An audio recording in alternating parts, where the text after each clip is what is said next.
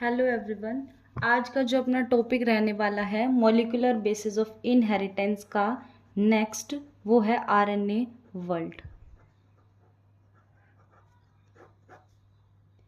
इतनी चीज़ हमने देख ली थी। हमने पीछे ये देखा था कि जो डीएनए है वो क्या है, वो मेजॉरिटी ऑफ ऑर्गेनिज्म के अंदर क्या था, जेनेटिक मटेरियल था। ऐसी बात पड़ी थी कि ज़्यादातर लिविंग ऑर्गेनिज्म के अंदर डीएनए जेनेटिक मटेरियल था और अभी भी है ना। लेकिन फिर देखा था कि कुछ के अंदर आरएनए भी होता है, जैसे कि रिट्रोवायरसेस के अंदर, है ना, राइबोवायरसेस के अंदर।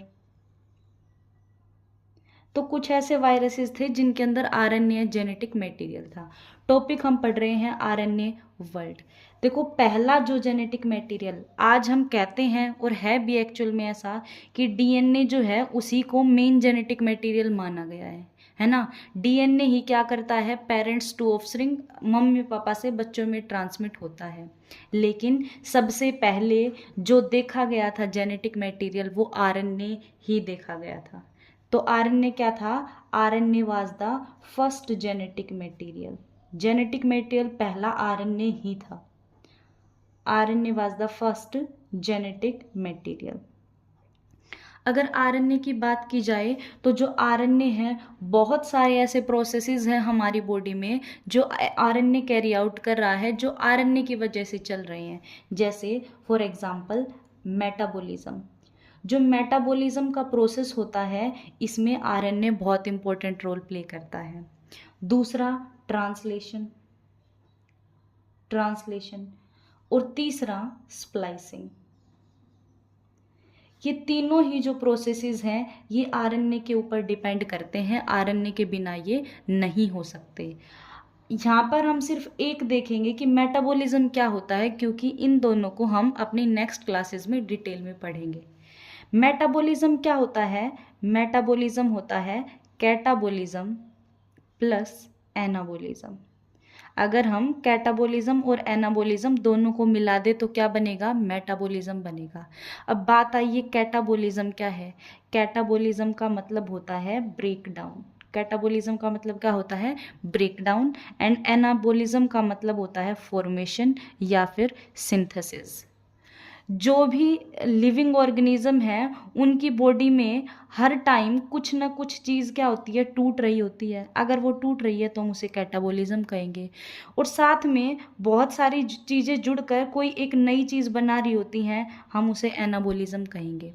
और इन दोनों प्रोसेसेस को अगर हम मिला दें तो वो क्या बन जाएगा, मेटाबॉलिज्म। हमारी बॉडी हर टाइम जो है मेटाबॉलिज्म की प्रॉपर्टी शो करती है।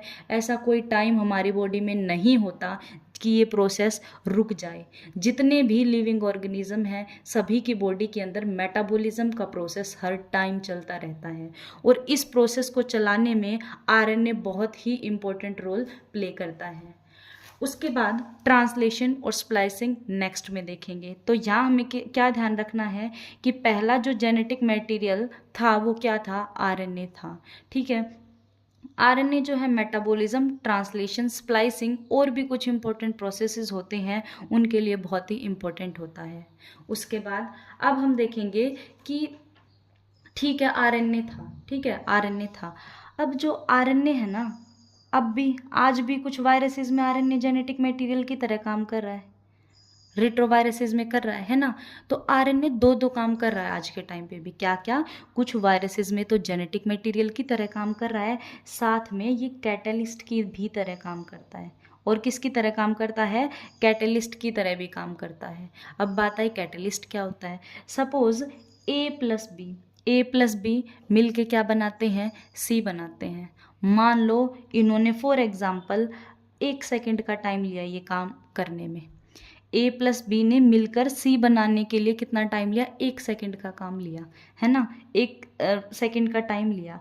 अगर यहाँ पर हम कैटलिस्ट ऐड कर दें, अगर यहाँ पे हम कैटलिस्ट ऐड कर दें तो या तो ये काम थोड़ा और जल्दी होगा, मतलब क्या पता आधी सेकंड में हो जाए, या फिर ये कैटलिस्ट ऐड करने की वजह से ये काम और देर में होगा, मतलब 1 सेकंड की जगह हो सकता है 2 सेकंड लग जाए। तो कैटलिस्ट क्या होते हैं, वो होते हैं जो किसी भी रिएक्शन के रेट को इंक्रीज या डिक्रीज कर सकते हैं। किसी भी रिएक्शन के रेट को इंक्रीज या डिक्रीज कर दे, उन्हें क्या कहते हैं, उन्हें कैटलिस्ट कहते हैं। और जो हमारा आरएनए है ये कैटलिस्ट की तरह भी काम करता है। एग्जाम्पल अगर हम देखें कि कहाँ करता है आरएनए एज कैटलिस्ट की तरह काम, तो पेप्टाइडल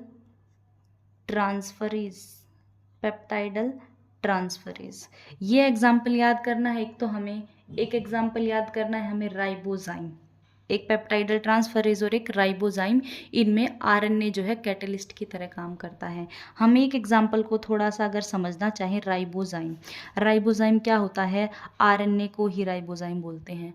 आरएनए को क्या बोलते हैं, राइबोजाइम बोलते हैं। देखो आरएनए को की फुल फॉर्म क्या होती है, राइबो न्यूक्लिक एसिड। क्या होती है आरएनए की full form, ribo nucleic acid. तो आरएनए के आगे से राइबो वर्ड उठा लिया और एंजाइम के पीछे से जाइम वर्ड उठा लिया। एंजाइम के पीछे से क्या वर्ड उठा लिया, जाइम वर्ड उठा लिया और बना दिया राइबोजाइम। आरएनए जो है एज कैटलिस्ट काम करता है, एज एंजाइम काम करता है कुछ रिएक्शंस के रेट को इंक्रीज या डिक्रीज करने के लिए। यहाँ तक हमें सिर्फ 4 चीज़ें याद रखनी है। क्या, आरएनए पहला जेनेटिक मटेरियल था, दूसरा वो मेटाबॉलिज्म, ट्रांसलेशन, स्प्लाइसिंग जैसे प्रोसेसेस के लिए बहुत इंपॉर्टेंट है, तीसरा आरएनए जेनेटिक मटेरियल की तरह भी काम करता है और कैटलिस्ट की तरह भी काम करता है। उसके बाद लास्ट चीज़ जो याद रखनी है वो क्या याद रखनी है, राइबोजाइम। फॉर एग्जाम्पल राइबोजाइम, ये चीज़ें हमें याद रखनी है। और जो पेप्टाइडल ट्रांसफरेज की बात करें तो जो पेप्टाइडल ट्रांसफरेज क्या होता है, ये भी एक एंजाइम है। देखो हमें पता है प्रोटीन अमीनो एसिड से जुड़ के बनता है। प्रोटीन किससे जुड़ के बनता है, अमीनो एसिड से जुड़ के बनता है। ये अमीनो एसिड है, ये क्या है, जो सर्कल है ये अमीनो एसिड को दिखा रहे हैं, सर्कल अमीनो एसिड को दिखा रहे हैं। और बीच में जो ये दिख रहा है ये क्या है, ये बॉन्ड है, ये क्या है, बॉन्ड है। और ये बॉन्ड कौन सा है, ये है पेप्टाइड बॉन्ड। ये कौन सा बॉन्ड है, पेप्टाइड बॉन्ड। तो अमीनो एसिड्स को जोड़कर प्रोटीन बनाने के लिए एक अमीनो एसिड को दूसरे अमीनो एसिड से कौन जोड़ता है, पेप्टाइड बॉन्ड जोड़ता है। और इस पेप्टाइड बॉन्ड को कौन बनाता है, पेप्टाइडल ट्रांसफरेज नाम का एंजाइम बनाता है। ठीक है। और जब ये अमीनो एसिड क्यों जोड़े हम, क्योंकि हमें प्रोटीन बनाना है। कैसे जुड़ेंगे अमीनो एसिड, पेप्टाइड बॉन्ड से जुड़ेंगे। कौन बनाएगा पेप्टाइड बॉन्ड को, पेप्टाइडल ट्रांसफरेज बनाएगा, जो कि क्या है, एक टाइप से यूं लगा सकते हो, एक आप आरएनए है ना। तो ये चीज़ हमने देख ली। उसके बाद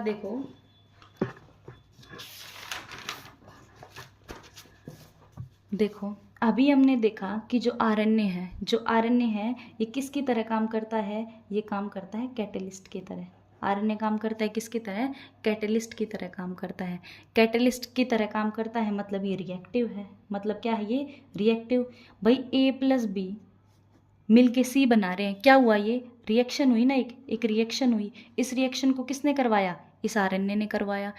तो हमने कहा कि ये रिएक्टिव होता है। आरएनए क्या होता है, रिएक्टिव होता है। आरएनए कैटलिस्ट की तरह काम करता है और जो आरएनए है ये रिएक्टिव होता है।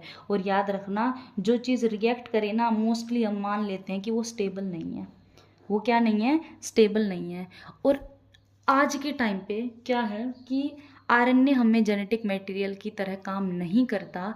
क्यों नहीं करता, क्योंकि वो बहुत ज़्यादा रिएक्टिव था। बहुत ज़्यादा रिएक्टिव होने की वजह से ये अनस्टेबल होता है। और अनस्टेबल चीज़ जेनेटिक मटेरियल हो ही नहीं सकती, क्योंकि हमने प्रॉपर्टीज़ ऑफ जेनेटिक मटेरियल में पढ़ा था क्या, कि genetic material must be structurally and chemically stable. तो आरएनए तो स्टेबल है ही नहीं, तो मतलब ये जेनेटिक मटेरियल नहीं हो सकता। आरएनए क्या है, कैटलिस्ट की तरह काम करता है, रिएक्टिव होता है ये। और क्योंकि ये रिएक्टिव है तो ये अनस्टेबल है। बस इन्हीं रीजंस की वजह से टाइम के साथ आरएनए में बदलाव आने लगे, चेंजेस होने लगे। और आरएनए से क्या बन गया, आरएनए से बन गया अपना डीएनए। आरएनए के अंदर जब चेंजेस हुए, आरएनए में जब चेंजेस हुए, आरएनए में जब केमिकल मॉडिफिकेशंस हुई, मॉडिफिकेशंस को क्या बोलते हैं, चेंजेस, तो क्या बन गया, डीएनए। और आज के टाइम पे डीएनए को ही जेनेटिक मटेरियल की तरह कंसीडर किया जाता है। ये हो गया अपना आरएनए वर्ल्ड का टॉपिक। अब अपन जो पढ़ेंगे वो पढ़ेंगे सेंट्रल डोग्मा। मतलब सेंट्रल डोग्मा हमने पहले देखा था, वो उसका ओवरव्यू था। अभी हम सेंट्रल डोग्मा को डिटेल में पढ़ेंगे। देखो क्या था सेंट्रल डोग्मा। डीएनए से डीएनए बनने की प्रोसेस को क्या बोला था हमने? रेप्लिकेशन। क्या बोला था? रेप्लिकेशन। डीएनए से आरएनए बनने की प्रोसेस को हमने क्या बोला था? ट्रांसक्रिप्शन। क्या बोला था? ट्रांसक्रिप्शन। और आरएनए से प्रोटीन बनने की प्रोसेस को हमने क्या बोला था? ट्रांसलेशन। डीएनए से डीएनए रेप्लिकेशन, डीएनए से आरएनए ट्रांसक्रिप्शन, आरएनए से प्रोटीन ट्रांसलेशन। अभी हम एक बार में रेप्लिकेशन को पढ़ेंगे, फिर हम ट्रांसक्रिप्शन को पढ़ेंगे और फिर ट्रांसलेशन को पढ़ेंगे। तीनों ही टॉपिक थोड़े से ज़्यादा डिटेल में दिए हुए हैं, तो इनमें टाइम लगेगा। लगभग हाफ चैप्टर अभी कंप्लीट हुआ है। अभी हम शुरू करते हैं रेप्लिकेशन को। रेप्लिकेशन शुरू करते हैं। तो सबसे पहली बात, जो रेप्लिकेशन की डीएनए से डीएनए बनता है, रेप्लिकेशन का जो प्रोसेस है, इसको किसने बताया था? इसको बताया था वॉटसन एंड क्रिक ने। किसने बताया था इसको? वॉटसन एंड क्रिक ने डीएनए से डीएनए, या यूं कह लो रेप्लिकेशन का कंसेप्ट दिया था। क्या कहा इन्होंने? इन्होंने कहा कि मान लीजिए अपने पास ये डीएनए है। ये क्या है अपने पास? डीएनए। डीएनए के एक एंड पे क्या लिखते हैं? 5 प्राइम, दूसरे पे 3 प्राइम। यहाँ 3 प्राइम है तो यहाँ 5, और यहाँ 5 है तो 3।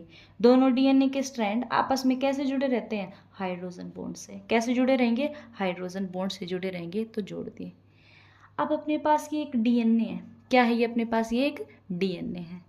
इस डीएनए से हम क्या चाहते हैं? हमारे पास एक और नया डीएनए तैयार हो जाए, है ना? इसे ही तो रेप्लिकेशन कहते हैं। हम क्या चाह रहे हैं? एक डीएनए है अपने पास, इससे अपने पास एक और नया डीएनए तैयार हो जाए, हम ये चाह रहे हैं। और जब ऐसा हो जाएगा, इस डीएनए से एक और नया डीएनए बन जाएगा, तो हम कहेंगे ये रेप्लिकेशन हो गया। एक डीएनए से एक और नया डीएनए बन जाना, इसी प्रोसेस को क्या कहते हैं? रेप्लिकेशन कहते हैं। अब कैसे बनेगा ये डीएनए, ये चीज़ हमें देखनी है। उससे पहले एक चीज़ और हम देखेंगे।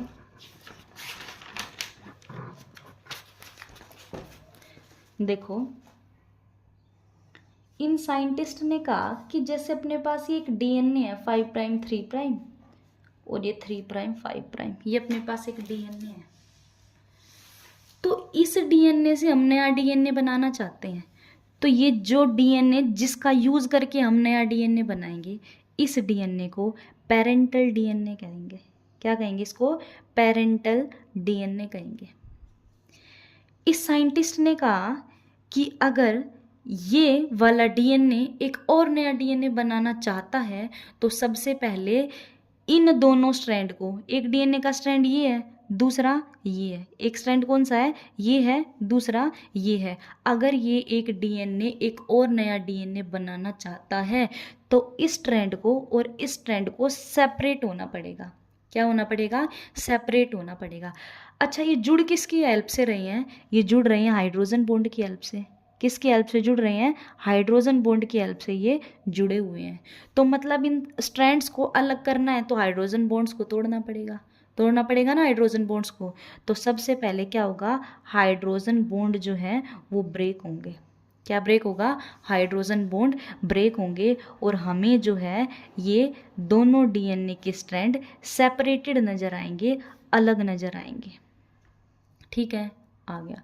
अब कैसे बनेगा नया डीएनए, ये तो हमें बहुत डिटेल में देखना ही है। लेकिन जैसे ये डीएनए सेपरेट होंगे, एक नया डीएनए, एक थोड़ा सा अलग डीएनए यहाँ पे आपको जुड़ा हुआ नजर आएगा। देखो, ये देखो, अपने पास कितने नए डीएनए बन गए? 2 नए डीएनए बन गए। कितने नए डीएनए बन गए? 2। एक तो ये रहा और दूसरा ये रहा। पहले कितने थे? सिर्फ पहले एक डीएनए था। उस एक डीएनए से हमने कितने डीएनए बना लिए? 2 डीएनए बना लिए। अब एक चीज़ आप नोटिस कर रहे होगे कि देखो, एक स्ट्रैंड तो अलग दिख रहा है, नया दिख रहा है। एक स्ट्रैंड तो कैसा दिख रहा है? नया दिख रहा है। देखो, नया दिख रहा है। और एक बिल्कुल पुराने वाला जैसा है। एक बिल्कुल कैसा है? पुराने वाला जैसा है। देखो, ये पुराने वाला एक है ना, और इस डीएनए में ये रहा पुराने वाला, और ये इसमें नया रहा, और एक ये इसमें नया हुआ, है ना। तो वॉटसन एंड क्रिक ने क्या कहा? ध्यान से सुनना। वॉटसन एंड क्रिक ने कहा डीएनए जो है वो semi conservative mode of replication show करता है। डीएनए क्या शो करता है? सेमी कंजर्वेटिव मोड शो करता है। क्या मतलब हुआ इसका? देखो सेमी का मतलब होता है हाफ, सेमी का मतलब क्या होता है? हाफ। और कंजर्व कर लेना मतलब किसी चीज को बचा लेना, कंजर्व करना मतलब किसी चीज को बचाना। तो जब डीएनए रेप्लिकेट करके दो नए डीएनए बनाता है ना, तो उन दो नए डीएनए में आधा जो डीएनए है वो पुराना होता है। आधा डीएनए कौन सा होता है? पेरेंट वाला होता है, पुराना होता है। तो आधे पेरेंट वाले डीएनए को बचा के रखा हुआ है, देखो ये बच गया डीएनए, है ना। आधा डीएनए नया और आधा पुराना, इसलिए क्या कहा? Semi conservative mode of DNA replication. क्या देखा हमने? हमने सेंट्रल डोग्मा ऑफ बायोलॉजी के अंदर क्या देखा कि डीएनए से डीएनए बनता है, डीएनए से आरएनए बनता है, और फिर आरएनए से क्या बन जाता है? प्रोटीन बन जाता है। ये चीज़ हमने देखी है ना। अब हम डिटेल में ये पढ़ना शुरू कर चुके हैं कि डीएनए से डीएनए बनने के प्रोसेस को रेप्लिकेशन कहते हैं, और रेप्लिकेशन कैसे होगा। अभी हमने बहुत ही छोटी सी बात सीखी है कि रेप्लिकेशन क्या होता है। उसमें हमारे पास एक डीएनए होता है और उससे हम दो नए डीएनए की फॉर्मेशन कर लेते हैं। उसके लिए हमें पुराने वाले डीएनए के जो दो स्ट्रैंड हैं, ये क्या है? ये स्ट्रैंड है, इनको अलग करना पड़ेगा। कैसे करेंगे अलग? हाइड्रोजन बॉन्ड्स को ब्रेक करके अलग करेंगे। हाइड्रोजन बॉन्ड ब्रेक होंगे, डीएनए सेपरेट होंगे, सेपरेट होने के बाद दो नए स्ट्रैंड उनके साथ जुड़ जाएंगे। डीएनए रेप्लिकेशन को सेमी कंजर्वेटिव बोला जाता है, क्योंकि जो नया डीएनए बनता है उसमें से आधा डीएनए का एक स्ट्रैंड तो पेरेंट जैसा ही होता है, पुराने वाला ही होता है, और एक क्या होता है? नया होता है। ठीक है, इसको क्या बोलेंगे कि डीएनए रेप्लिकेशन जो है सेमी कंजर्वेटिव होती है। अब प्रूफ देने की बारी थी। कह तो दिया कि भैया आधा डीएनए पुराना बनेगा, आधा नया बनेगा, मतलब कि सेमी कंजर्वेटिव मोड चलेगा। अब है प्रूफ देने की बारी, और प्रूफ देने के लिए दो साइंटिस्ट आए। क्या है? अब हम क्या पढ़ेंगे? एक्सपेरिमेंटल प्रूफ,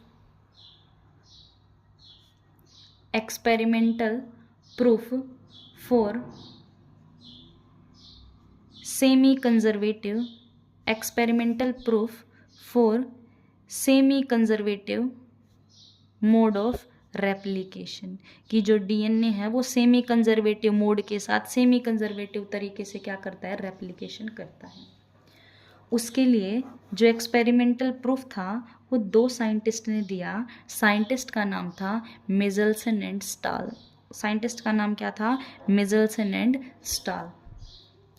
मिचेल्सन एंड स्टाल ने देखो कैसे प्रूव किया था। उन्होंने क्या लिया था? नाइट्रोजन के दो आइसोटोप लिए। नाइट्रोजन के क्या लिए? दो आइसोटोप लिए, दो आइसोटोप लिए। नाइट्रोजन दो फॉर्म में एग्जिस्ट करता है, एक हैवी फॉर्म और एक लाइट फॉर्म, एक हैवी फॉर्म और एक लाइट फॉर्म। तो देखो ये वाला नाइट्रोजन 15 N15 जो है ये क्या है? Heavy isotope. क्या है? Heavy isotope of nitrogen. और N14 क्या होता है? Light isotope of nitrogen. तो उन्होंने मिचेल्सन एंड स्टाल ने क्या किया? नाइट्रोजन के दो आइसोटोप लिए, N14 और N15। ठीक है, एक उन्होंने क्या लिया? एक डेंस सॉल्यूशन लिया, बहुत ही गाढ़ा सा सॉल्यूशन लिया, डेंस सॉल्यूशन लिया। किसका? सीजियम क्लोराइड का। किसका लिया? सीजियम क्लोराइड का। For centrifugation. अभी ये चीज़ें आपको पता चलेंगी कि भाई दो ही आइसोटोप क्यों लिए, सीजियम क्लोराइड ही क्यों लिया, सेंट्रीफ्यूगेशन क्या क्या होता है ना। सिर्फ मैंने इतना बताया है आपको क्या, कि उन्होंने ये दो चीज़ें ली, नाइट्रोजन के दो आइसोटोप और सीजियम क्लोराइड का डेंस सॉल्यूशन, ये लिया। किस चीज़ के लिए?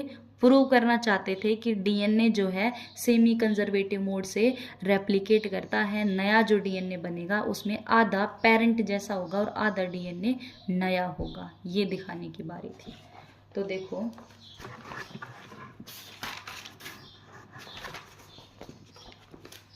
देखो क्या किया उन्होंने। उन्होंने एक कल्चर तैयार किया। उन्होंने क्या किया? एक कल्चर तैयार किया। कल्चर क्या होता है? जिसमें बैक्टीरिया वगैरह को ग्रो किया जाता है, किसी भी चीज़ को ग्रो किया जाए खाने पीने के सामान को डाल के। तो इस कल्चर में जो मिचेल्सन एंड स्टाल थे उन्होंने क्या डाला? NH4Cl। क्या डाला? NH4 Cl डाला, अमोनियम क्लोराइड डाला। क्या डाला? Ammonium chloride. और अमोनियम क्लोराइड में जो नाइट्रोजन था वो कौन सा डाला? पहले N15 डाला। कौन सा डाला? N15 वाला उन्होंने डाल दिया। फिर उन्होंने क्या किया? डाल दिया, कल्चर तैयार कर दिया। उन्होंने ई कोलाई नाम के बैक्टीरिया को ग्रो करवाया। ये क्या है? ई कोलाई नाम के बैक्टीरिया हैं। ये हैं भाई ई कोलाई नाम के बैक्टीरिया। भाई ई कोलाई नाम के बैक्टीरिया हैं तो इनमें डीएनए तो होगा ना। ये क्या है? डीएनए। क्या है ये? डीएनए। ये ई कोलाई और ये इसका डीएनए। बहुत ध्यान से सुनना। अब देखो, अगर आपको ध्यान हो क्या कि डीएनए न्यूक्लियोटाइड से मिलके बना था। डीएनए किससे मिलके बना था? न्यूक्लियोटाइड से मिलके बना था। और न्यूक्लियोटाइड 3 चीज़ों से मिलके बना था। किस किस से? नाइट्रोजीनियस बेस, शुगर और फॉस्फेट। इन 3 चीज़ों से मिलके बना था। नाइट्रोजीनियस बेस जो होते हैं ना, क्या क्या थे? Adenine, guanine, cytosine, thymine. यही 4 थे ना डीएनए में। इन चारों के अंदर अगर हम इनका स्ट्रक्चर बना के देखेंगे ना, तो इनके स्ट्रक्चर के अंदर कुछ कुछ लोकेशन पे नाइट्रोजन इनकॉर्पोरेट होता है। कुछ कुछ जगह पे क्या प्रेजेंट होता है? नाइट्रोजन प्रेजेंट होता है। तो मतलब मैं यूं कह सकती हूँ कि नाइट्रोजीनियस बेसिस में क्या प्रेजेंट है? नाइट्रोजन प्रेजेंट है। क्या प्रेजेंट है? नाइट्रोजन प्रेजेंट है। और नाइट्रोजीनियस बेस में नाइट्रोजन है तो नाइट्रोजन न्यूक्लियोटाइड में भी होगी, क्योंकि यही तीनों तो मिलके न्यूक्लियोटाइड बनाएंगे, तो नाइट्रोजन इनमें भी होगी। और फिर न्यूक्लियोटाइड मिलके डीएनए बनाएगा तो नाइट्रोजन डीएनए में भी होगी, है ना। नाइट्रोजन डीएनए में भी होगी। तो मैं ये कहना चाहती हूँ कि जो ये डीएनए है ना, इसमें नाइट्रोजन भी होती है। डीएनए में नाइट्रोजन भी होती है। आप एक बात सोचो, क्या कि जब ये बैक्टीरिया डिवाइड करना चाहेगा, ये ई कोलाई की सेल, ई कोलाई क्या है? एक बैक्टीरिया है। ई कोलाई क्या है? एक बैक्टीरिया है। जब ये बैक्टीरिया की सेल, जब ये ई कोलाई की सेल डिवाइड करेंगी, मान लो ये चाहती है कि ये एक सेल है, यहाँ पे ये डिवाइड करके 2 बना दे, तो एक बात बताओ, क्या इसको अपने डीएनए 2 नहीं करने पड़ेंगे? सेल साइकिल वाले चैप्टर में पढ़ा होगा आपने। क्या कि ये जो है एक डीएनए था, उस डीएनए को क्या करेगी? डबल करेगी। और डबल करेगी तो नाइट्रोजन की भी ज़रूरत पड़ेगी, क्योंकि डीएनए बनाने के लिए नाइट्रोजन चाहिए। तो ये बैक्टीरिया ये बाहर वाली नाइट्रोजन खाएगा, अंदर अपटेक करेगा और डीएनए बनाना शुरू कर देगा, नया डीएनए बनाएगा। तो इस डीएनए में भी नाइट्रोजन होगी। तो सपोज ये डिवाइड किया और फिर एक ये जो डीएनए का स्ट्रैंड है ये इसमें चला गया, है ना। मैं बाहर निकालती हूँ, एक सेल मैंने ये बाहर निकाली, ये बाहर निकाली। ये पहले एक डीएनए उसमें था। डीएनए क्या करेगा? रेप्लिकेट करेगा। डीएनए रेप्लिकेट करेगा जब नाइट्रोजन चाहिएगा ना डीएनए बनाने के लिए, वो नाइट्रोजन कौन सा जा रहा है? N15 जा रहा है। कौन सा जा रहा है? N15, है ना, N15। तो मैं एक बात कह दूं कि इन डीएनए पे N15 है ना, इन डीएनए पे क्या है? N15 है। और मान लो पहले जब ये बैक्टीरिया पड़ा था ना, जब भी N15 इसको दिया गया था, तो सपोज करके चलो, मान के चलो इन चारों पे N15 N15 N15 है, क्योंकि नाइट्रोजन ही डाल रखा है मीडियम में N15 वाला। तो सारे स्ट्रैंड पे क्या है? N15 है। ठीक है। अब ये बैक्टीरिया की सेल में 2 डीएनए हो चुके हैं, तो ये डिवाइड करेगी। डिवाइड करेगी तो लो, ये 2 डिवाइड कर गई। डिवाइड करेगी तो डीएनए के स्ट्रैंड अलग, डिवाइड करेगी तो एक डीएनए का इसमें आ गया स्ट्रैंड, एक इसमें। तो N15 और N15, N15 और N15। ठीक है।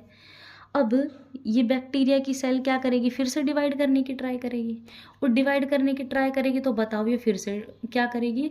फिर से ये अपने डीएनए को रेप्लिकेट करवाएगी।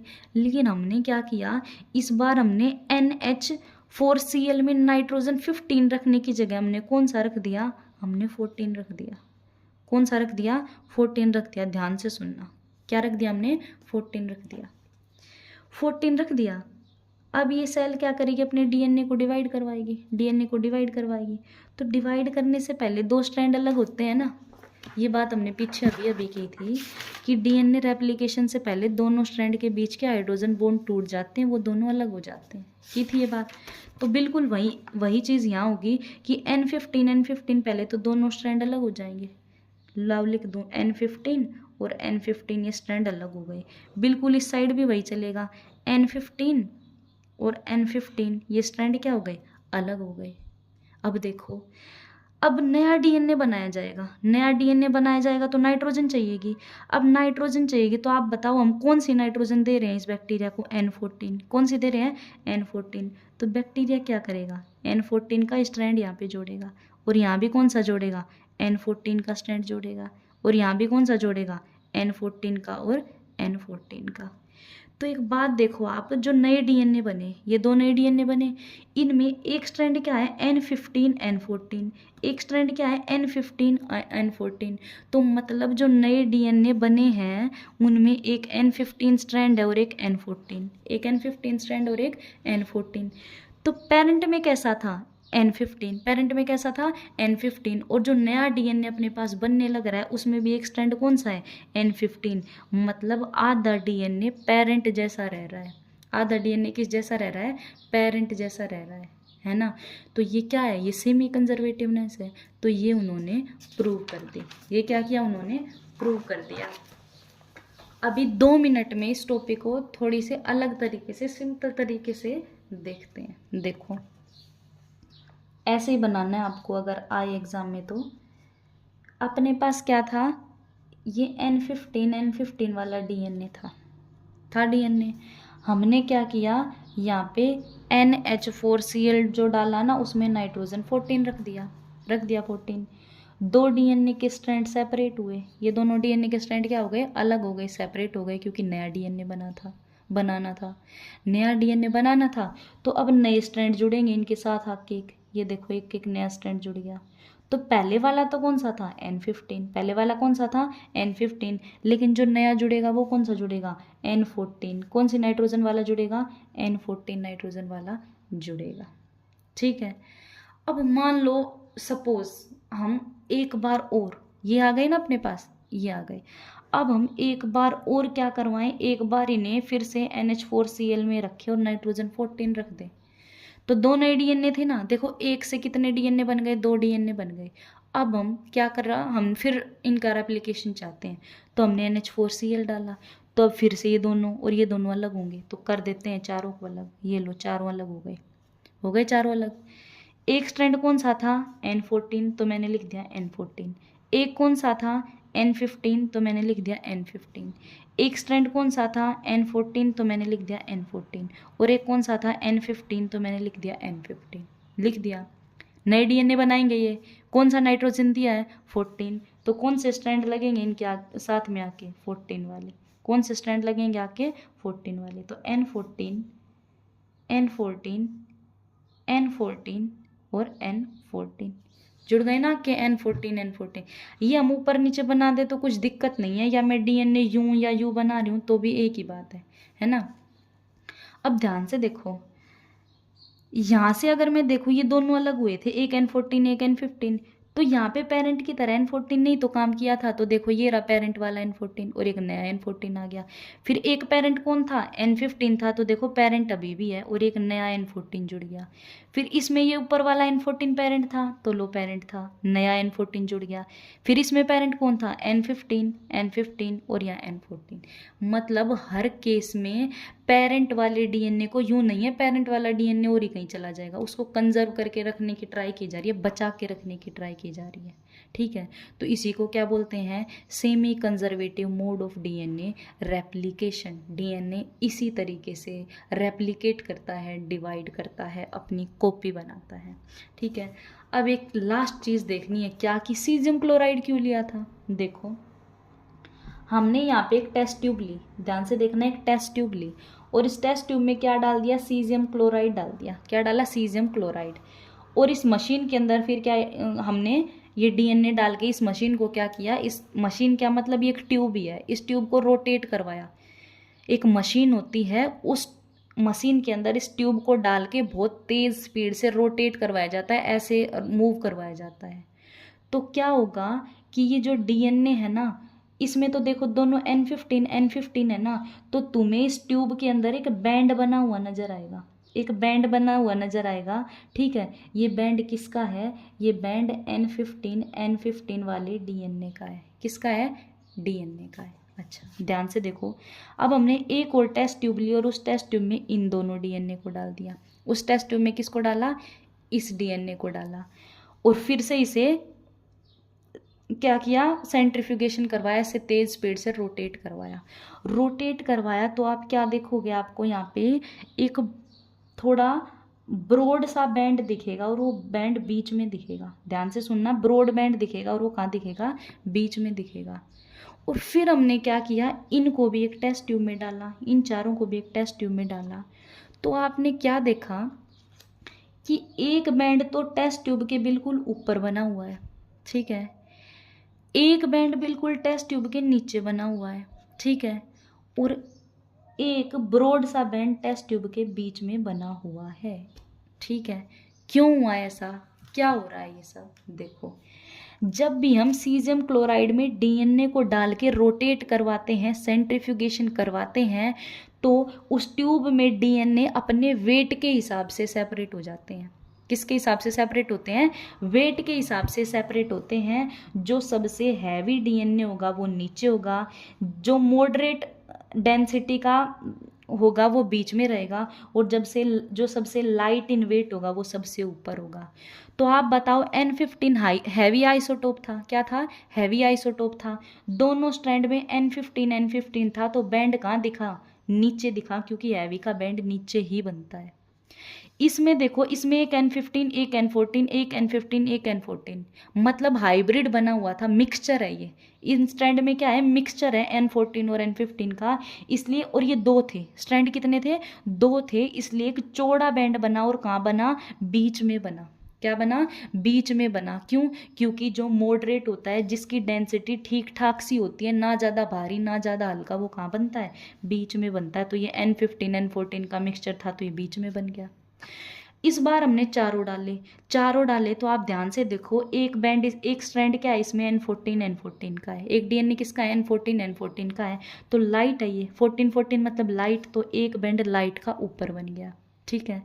एक देखो N14 N15 और N14 N15 के मतलब मिक्सचर वाले, हाइब्रिड वाले बैंड कितने हैं, डीएनए कितने हैं, दो हैं, तो क्योंकि दो थे, तो बैंड क्या बना, थोड़ा सा ब्रॉड बना, बैंड क्या बना, थोड़ा सा चौड़ा बना, ब्रॉड बना, और क्या होगा, ये बीच में बनेगा, क्योंकि मॉडरेट है, 14 भी है इसमें, 15 भी है, तो ठीक ठाक सी डेंसिटी रहेगी, ना हल्की ना भारी, मिक्सचर, तो बीच में बन गया मॉडरेट वाला।